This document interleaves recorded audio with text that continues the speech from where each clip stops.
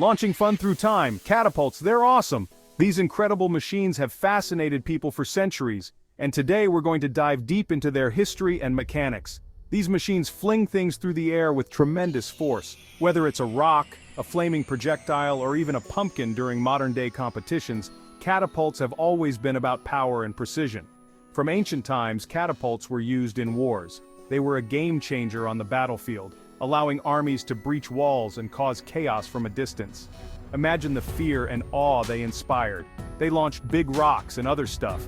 These projectiles could weigh hundreds of pounds, and the sheer force of their impact could devastate fortifications and enemy troops alike. Think of it. Imagine being a soldier back then, seeing these giant machines in action. The teamwork and coordination required to operate a catapult were immense, and it was a true test of engineering and strategy. Today, we can build our own catapults. With just a few simple materials, you can create a miniature version of these powerful machines. It's a fantastic way to understand the principles of physics and engineering. It's a fun way to learn about science. By experimenting with different designs and materials, you can see firsthand how changes in tension, angle, and weight affect the trajectory and distance of your projectiles. We'll explore the history of catapults, from the Greeks to the Middle Ages.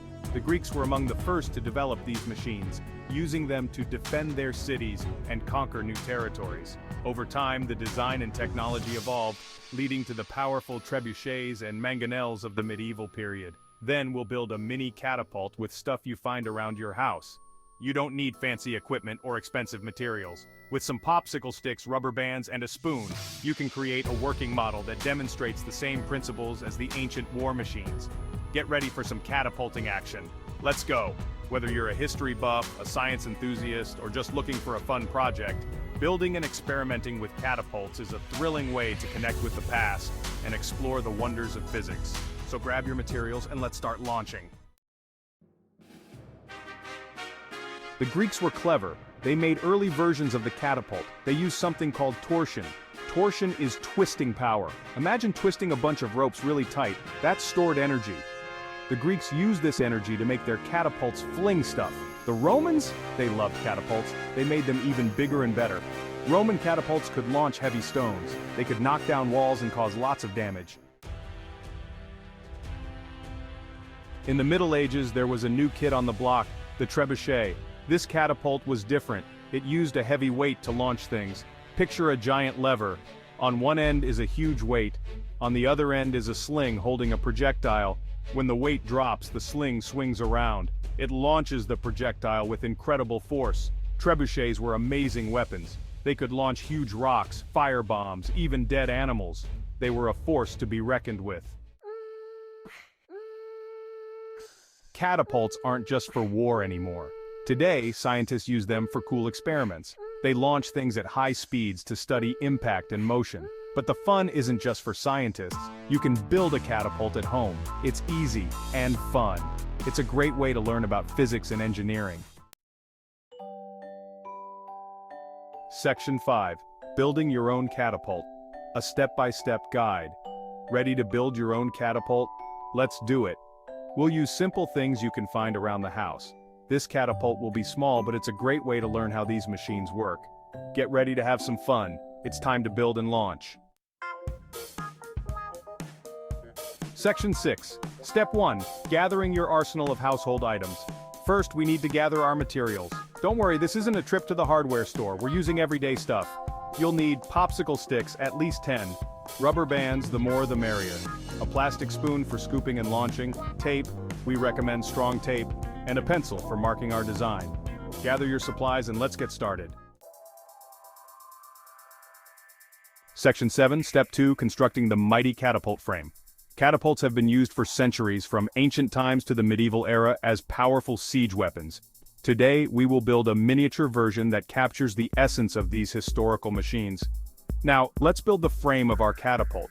This frame is crucial as it provides the structural integrity needed for our catapult to function effectively. This is the base that will hold everything together.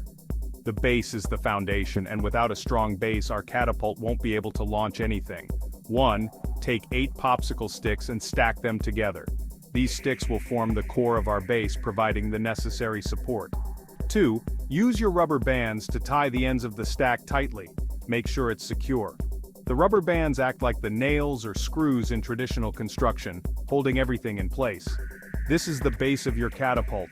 Notice how sturdy it is. A well-built base ensures that the catapult can withstand the tension and force when launching. 3. Now take 2 more popsicle sticks and stack them together.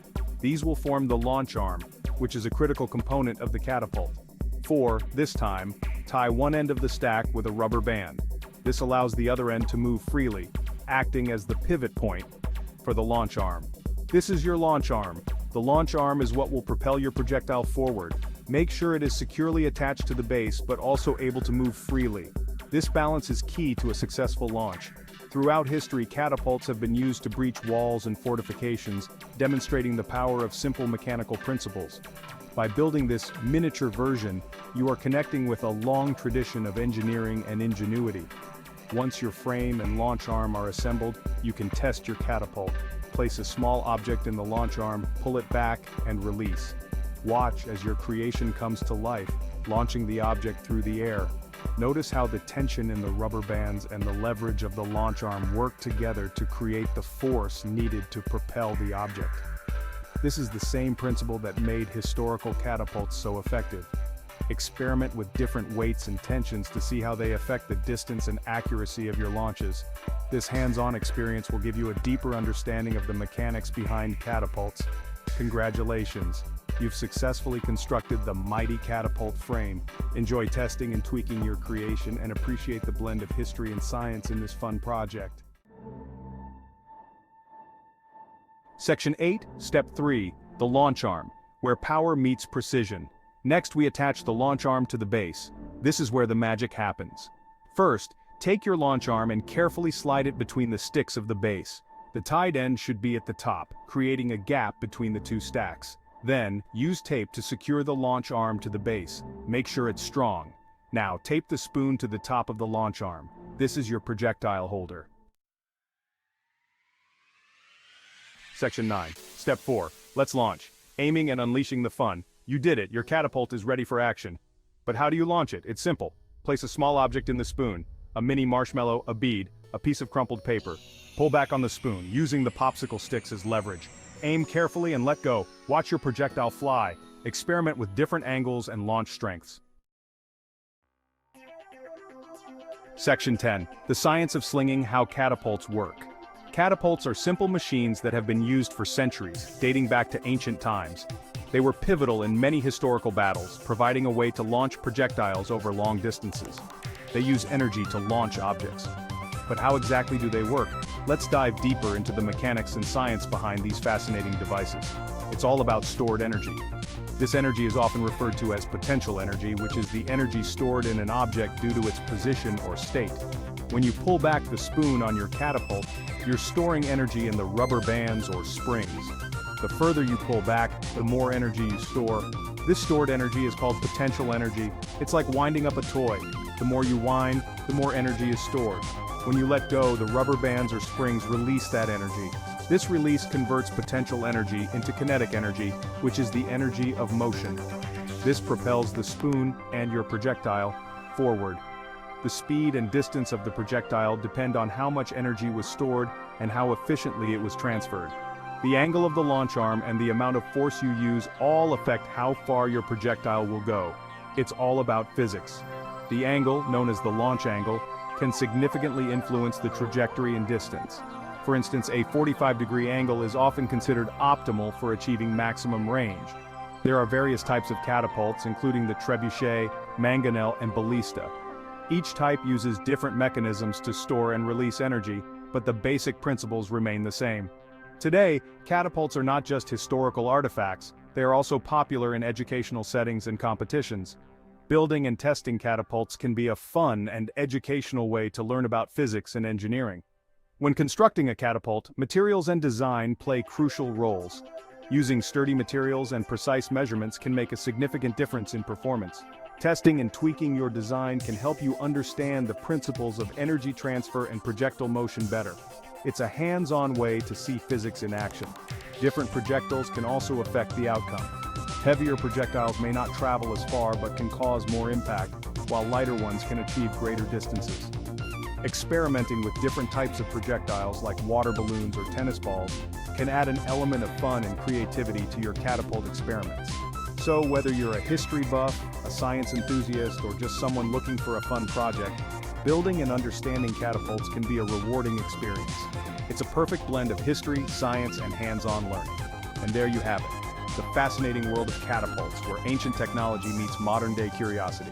Happy slinging! Section 11. Conclusion: learning and launching with your DIY catapult. Congratulations, you've built your own catapult and learned about the science behind it. You've followed in the footsteps of ancient engineers and medieval inventors. Building a catapult is more than just a fun activity. It's a hands-on lesson in physics, engineering, and history. It's a reminder that even the most impressive machines are based on simple principles. So keep experimenting, keep launching, and most importantly, keep having fun with science.